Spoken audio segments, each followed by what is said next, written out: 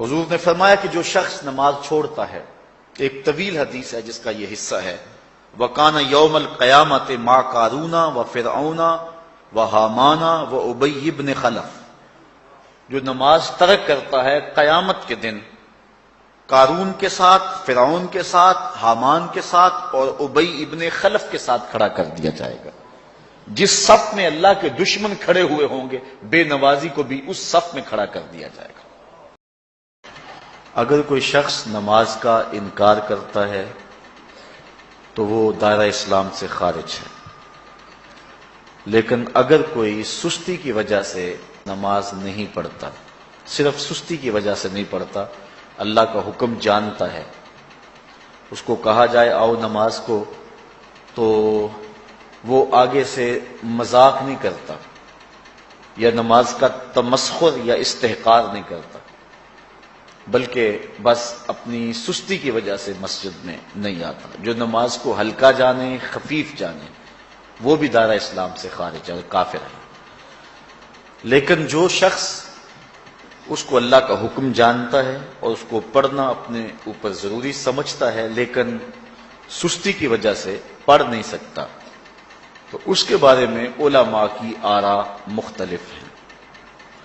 حضرت امام اسحاق اور حضرت امام احمد رضی اللہ تعالی عنہما آپ تو فرماتے ہیں کہ ایسا شخص کافر ہے اور اس کو قتل کرنا واجب ہے۔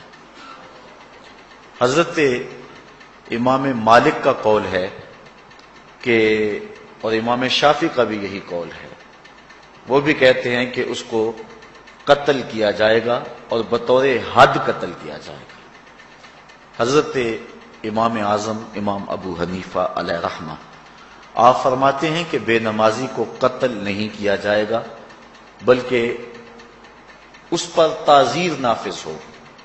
یہ حاکم وقت کی ثواب دید پر ہے کہ وہ اس پر کیا سزا دیتا ہے، اور فرمایا اس کو 7 قید کیا جائے گا اور توبہ کے لیے اس کو زور دیا جائے گا۔ اگر وہ توبہ کر لے تو اس کو قید سے باہر نکال لیا جائے گا، ورنہ اس کو قید رکھا جائے گا۔ صحابہ کہتے ہیں کہ ہم کسی عمل کے تارک کو کافر نہیں سمجھتے تھے سوائے نماز کے تارک کے، اور آقا کریم علیہ السلام کا ایک فرمان ہے، من ترک الصلاۃ متعمدا فقد کفر جہارا، جس نے جان بوجھ کے نماز چھوڑی اس نے اعلانیہ کفر کیا۔ امام اعظم امام ابو حنیفہ علیہ رحمہ وہ فرماتے ہیں کہ یہ حدیث محل ترہیب میں ہے، گویا اس نے کافروں والا کام کیا، اس لیے آپ یہ فتویٰ دیتے ہیں کہ اس کو قید کیا جائے گا اور نماز کی پابندی کا زور دیا جائے گا، اور وہ توبہ کرے تو اس کو چھوڑ دیا جائے گا۔ لیکن باقی ائمہ بعض کہتے ہیں اس کو حداً قتل کیا جائے، اور امام اسحاق اور امام احمد کہتے ہیں اس کو قتل کرنا واجب ہے۔ تو بے نمازی جو اللہ کے حکم کی پابندی سستی کی وجہ سے نہیں کرتا، یہ اس کے لیے حکم ہے۔ جو شخص تحقیر کرتا ہے نماز کی، ہلکا جانتا ہے، تمسخر اڑاتا ہے یا اس کا انکار کرتا ہے، تو اس کے بارے میں علماء کے اندر کوئی اختلاف نہیں ہے، وہ ائمہ اربعہ کے نزدیک کافر ہے، دائرہ اسلام سے خارج ہے، مرتد ہے۔ لیکن سستی کی وجہ سے نماز نہ پڑھنے والا، اس کے بارے میں علماء کا یہ موقف ہے۔ حضرت غوث اعظم الشیخ سید عبد القادر جیلانی علیہ رحمہ آپ فرماتے ہیں کہ بے نمازی کو مسلمانوں کے قبرستان میں دفن نہ کرو۔ حضرت سلطان باہو علیہ رحمہ آپ کا قول ہے کہ بے نمازی سے خنزیر بھی پناہ مانگتا ہے۔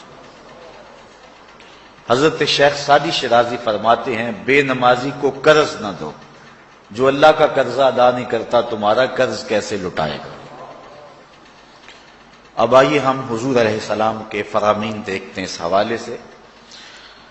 حضرت جابر بن عبداللہ انصاری رضی اللہ تعالی عنہ سے مروی ایک روایت جس کو امام ابو داؤد نے روایت کیا، امام نسائی نے روایت کیا، دیگر محدثین نے روایت کیا۔ آقا کریم نے ارشاد فرمایا بین الرجل و بین الکفر ترک الصلاۃ، آدمی اور کفر کے درمیان ترک صلاۃ ہے، یعنی بندہ مومن اور بندہ کافر کے درمیان ترک صلاۃ ہے۔ جو نماز پڑھتا ہے وہ مومن ہے، اور جو نماز نہیں پڑھتا تو وہ کافروں والا کام کرتا ہے، یا دیگر ائمہ کے نزدیک وہ کافر ہے۔ یہ ترہیباً نہیں بلکہ یہ حکم ہے۔ اور حضرت نبی رحمت صلی اللہ علیہ وسلم کا ایک دوسرا فرمان ان الفاظ کے ساتھ ہے، بین الرجل و بین الشرک والکفر ترک الصلاۃ، شرک و کفر اور بندہ مومن کے درمیان نماز ترک کرنا ہے۔ حضرت امام ابن ماجہ نے ان الفاظ کے ساتھ روایت کو نقل کیا ہے، بین الکفر والایمان ترک الصلاۃ، ایمان اور کفر کے درمیان نماز کا ترک کرنا ہے۔ اور آقا کریم علیہ السلام کا وہ فرمان جو حضرت انس سے مروی ہے، جس کو طبرانی نے اپنی موجم میں لکھا، بھی آپ کے سامنے میں نے رکھا، کہ حضور نے فرمایا، من ترک الصلاۃ متعمدا فقد کفر جہارا، جس نے جان بوجھ کے نماز چھوڑی اس نے اعلانیہ کفر کیا۔ حضرت ابو ہریرہ رضی اللہ تعالی عنہ سے ایک روایت ہے کہ وہ فرماتے ہیں، لا سہم فی الاسلام لمن لا صلاۃ ولا صلاۃ لمن لا وضوء لہ، کہ اس شخص کا اسلام میں کوئی حصہ نہیں ہے جو نماز نہیں پڑھتا، اور اس شخص کا نماز میں کوئی حصہ نہیں ہے جو وضو نہیں کرتا۔ وضو کے بغیر نماز نہیں ہوتی، اور نماز کے بغیر اسلام نہیں ہوتا۔ اور اسی روایت کو بالفاظ دیگر حضرت عبداللہ ابن عمر رضی اللہ تعالی عنہ نے حضور سے یوں روایت کیا ہے، طبرانی نے اپنی موجم میں اس کو لکھا، لا ایمان لمن لا امانتہ ولا صلاۃ لمن لا طہور لہ ولا دین لمن لا صلاۃ لہ۔ حضور فرمایا کہ اس شخص کا ایمان نہیں جس میں امانت نہیں، اور اس شخص کی نماز نہیں جس کو پاکیزگی حاصل نہیں، اور اس شخص کا دین نہیں جس کو نماز نصیب نہیں۔ حضرت امام ابن ماجہ نے اس روایت کو اپنے الفاظ کے ساتھ روایت کیا ہے۔ حضرت بریدہ رضی اللہ تعالیٰ عنہ اپنے باپ سے روایت کرتے ہیں، اور وہ حضور سے روایت کرتے ہیں۔ حضور علیہ السلام نے ارشاد فرمایا، ان العہد الذی بیننا وبینہم الصلاۃ فمن ترکھا فقد کفر، کہ ہمارے اور ان لوگوں کے درمیان جو معاہدہ ہے وہ نماز کا ہے، جس نے نماز کو چھوڑ دیا اس نے کفر کیا، یعنی ہمارا اور ان کا پھر اب معاہدہ باقی نہیں رہے گا۔ حضرت امام بخاری نے روایت نقل کی ہے، حضور نے ارشاد فرمایا، من ترک الصلاۃ العصر فقد حبط اعمالہ، جس نے عصر کی نماز چھوڑی اللہ اس کے سارے عمل برباد کر دیتا۔ حضرت ابو ہریرہ رضی اللہ تعالی عنہ سے روایت ہے، جس کو امام ابن ماجہ نے اور امام نسائی نے روایت کیا ہے، وہ حضور سے روایت کرتے ہیں، بڑی مشہور روایت ہے۔ حضور نے ارشاد فرمایا، ان اول ما یحاسب به العبد بصلاته فان صلحت فقد افلح وانجح وان فسدت فقد خاب وخسر۔ فرمایا قیامت کے دن بندے سے سب سے پہلا حساب نماز کا لیا جائے گا۔ اگر اس کی نماز ٹھیک ہو گئی تو وہ فلاح پا گیا، اگر پہلا تول ٹھیک آ گیا تو وہ کامیاب ہے، وانجح اور نجات پا گیا، وان فسدت فقد خاب وخسر، اور اگر پہلا تول ہی ٹھیک نہ ہوا تو پھر وہ ذلیل و رسوا ہو گیا۔ حضرت عبادہ بن صامت رضی اللہ تعالیٰ عنہ سے ایک طویل روایت ہے، وہ کہتے ہیں کہ حضور علیہ السلام نے مجھے 7 چیزوں کا حکم دیا، مجھے وصیت کی کہ ان 7 کاموں کو کرنا ہے۔ ان کے اندر جو دوسری چیز تھی وہ حضور نے یہ ارشاد فرمائی، وَلَا تَتْرُكُوا الصَّلَاةَ مُتَعَمِّدِينَ فَمَن تَرَكَهَا مُتَعَمِّدًا فَقَدْ خَرَجَ مِنَ الْمِلَّةِ، کہ جان بوجھ کے کبھی نماز نہ چھوڑنا، جس نے نماز چھوڑی وہ ملت اسلامیہ سے نکل گیا۔ اور حضرت معاذ بن جبل رضی اللہ تعالی عنہ سے بھی ایک طویل روایت ہے کہ حضور نبی رحمت صلی اللہ علیہ وسلم نے ان کو 10 وصیتیں کی تھی۔ حصول برکت کے لیے یہ ساری حدیث میں آپ کے سامنے رکھ دیتا ہوں. کہتے ہیں اوصانی رسول اللہ صلی اللہ علیہ وسلم بعشر کلمات، حضور نے مجھے 10 باتیں ارشاد فرمائیں، حکمت سے بھری اور رحمتوں سے بھری ہوئی ایک ایک بات ہے. ان کے بول بہاروں جیسے اور اصحاب ستاروں جیسے. تو اتنا خوبصورت کلام، لہو خورشید کا ٹپکے اگر ذرے کا جگر چیر. حضور نے 10 باتیں حضرت معاذ بن جبل رضی اللہ تعالی عنہ کو بطور وصیت ارشاد کی. کہتے ہیں قالا، حضور نے مجھے کہا، ارشاد کیا، لا تشرک باللہ شیئا وان قتلت وحرقت، اللہ کے ساتھ کسی کو شریک نہ ٹھہرانا، اگرچہ تجھے قتل بھی کیا جائے اور تجھے آگ میں جلا بھی دیا جائے، کبھی بھی اللہ کے ساتھ شریک نہ ٹھہرانا. دوسری بات حضور نے مجھے یہ ارشاد فرمائی، وَلَا تَعْصِ وَالِدَيْكَ وَإِنْ أَمَرَاكَ أَن تَخْرُجَ مِنْ أَهْلِكَ وَمَالِكَ، کہ اپنے والدین کی کبھی نافرمانی نہ کرنا، اگرچہ تجھے حکم دیں کہ اپنے مال کو اور اپنے بچوں کو لے کے گھر سے نکل جا، تو کہا یہ کر لینا، نکل جانا، لیکن والدین کی نافرمانی نہ کرنا. تیسری بات حضور نے ارشاد فرمائی، وَلَا تَتْرُكَنَّ صَلَاةً مَكْتُوبًا مُتَعَمِّدًا فَإِنَّ مَنْ تَرَكَ صَلَاةً مَكْتُوبَةً مُتَعَمِّدًا فَقَدْ بَرِئَتْ مِنْهُ ذِمَّةُ اللَّهِ.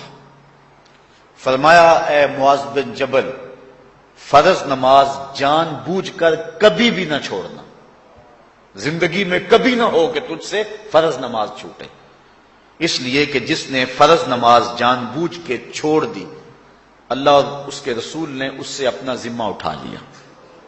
اب وہ جدھر مرضی جائے، اللہ نے جو ذمہ لیا ہوا ہے مومن کا، اللہ اٹھا لیتا ہے. چوتھی چیز حضور نے جو ارشاد فرمائی، وَلَا تَشْرِبَنَّ خَمْرًا فَإِنَّهُ رَأْسُ كُلِّ فَاحِشَةٍ. اے معاذ بن جبل، زندگی میں کبھی بھی شراب نہ پینا، ہر بے حیائی کی جڑ ہے اور بنیاد ہے شراب. پانچویں چیز کہتے ہیں حضور نے جو مجھے ارشاد فرمائی وہ یہ تھی، وَإِيَّاكَ وَالْمَعْصِيَةَ فَإِنَّ بِالْمَعْصِيَةِ حَلَّ سَخَطُ اللَّهِ. کہا کبھی اللہ کی نافرمانی نہ کرنا، اللہ کی نافرمانی سے اللہ کی ناراضگی مول لینے والی بات ہے. اللہ تعالیٰ کی معصیت سے اس کی ناراضگی جائز ہو جاتی ہے، حلال ہو جاتی ہے. اور چھٹی چیز کہتے ہیں حضور نے یوں ارشاد فرمائی، وَإِيَّاكَ وَالْفِرَارَ مِنَ الزَّحْفِ وَإِنْ هَلَكَ النَّاسِ. کہا جب محاذ پہ ڈٹا ہونا تو کبھی پیٹھ نہ پھیرنا، اگرچہ لاشیں جو ہیں وہ گر رہی ہوں اور لوگ ہلاک ہو رہے ہوں، سارے لشکر کے ہلاک ہو جانے کا ڈر بھی ہو، لیکن کہا معاذ بن جبل میں تمہیں وصیت کرتا ہوں کبھی پیٹھ پھیر کے بھاگنا نہیں ہے. حضور نے کہتے ہیں مجھے جو 7ویں چیز ارشاد فرمائی وہ یہ تھی، وَإِنْ أَصَابَ النَّاسَ مَوْتٌ فَاصْبُتْ. اگر تو کسی ایسے علاقے میں رہتا ہو جہاں موت آ جائے، کوئی بیماری آ جائے موت والی، تو علاقہ چھوڑ کے بھاگنا نہ، وہیں رہنا. تیری قسمت میں زندگی ہوئی، تجھے کوئی موت دے نہیں سکتا. اور اگر موت تیرے لیے لکھی گئی ہے تو جہاں مرضی چلا جائے تو موت سے بچ نہیں سکتا. اس لیے ایسے مقام سے بھاگ کر نہ جانا، وہیں ڈٹے رہنا اور وہیں رکے رہنا. 8ویں چیز کہتے ہیں حضور نے مجھے ارشاد فرمائی، وَأَنفِقْ عَلَىٰ أَهْلِكَ مِن طَوْلِكَ. کہا اللہ نے تجھے جو وسعت دی ہے، تجھے جو مال دیا ہے، اس کو اپنی اولاد پر کھل کے خرچ کرنا، اپنی اولاد سے بخل نہ کرنا. اولاد کے معاملے کے اندر جہاں ان کی ضرورت ہو اس کو کھل کے پورا کرنا ہے. اور حضور نے 9ویں بات جو ارشاد فرمائی وہ یہ تھی، وَلَا تَرْفَعْ عَنْهُمْ عَصَاكَ أَدَبًا. اپنی اولاد کو ادب سکھانے کے لیے ڈنڈا نہ چھوڑنا، عصا ہمیشہ لٹکا کے رکھنا، کوڑا باندھ کے رکھنا. اور 10ویں چیز کہتے ہیں حضور نے جو مجھے ارشاد فرمائی، وَأَخْفِهِمْ فِي اللَّهِ. اپنی اولاد کے دل میں اللہ کا خوف ڈالتے رہنا، اللہ کا ڈر پیدا کرنا اپنی اولاد کے اندر.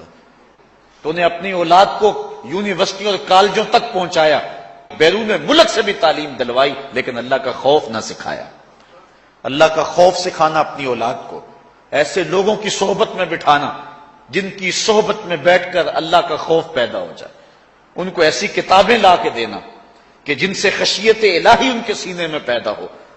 اگر تو نے سب کچھ دے دیا، عالی نسب بنگلے دے دی اپنی اولاد کو، تو نے جو ہے وہ بہت اچھی تعلیم دلوا دی اپنی اولاد کو، دنیاوی سوسائٹی کے اندر ان کا وقار بہت بلند ہو گیا، تو نے سب کچھ دے دیا اپنی اولاد کو، اللہ کا خوف نہیں دیا تو کچھ بھی نہیں دیا۔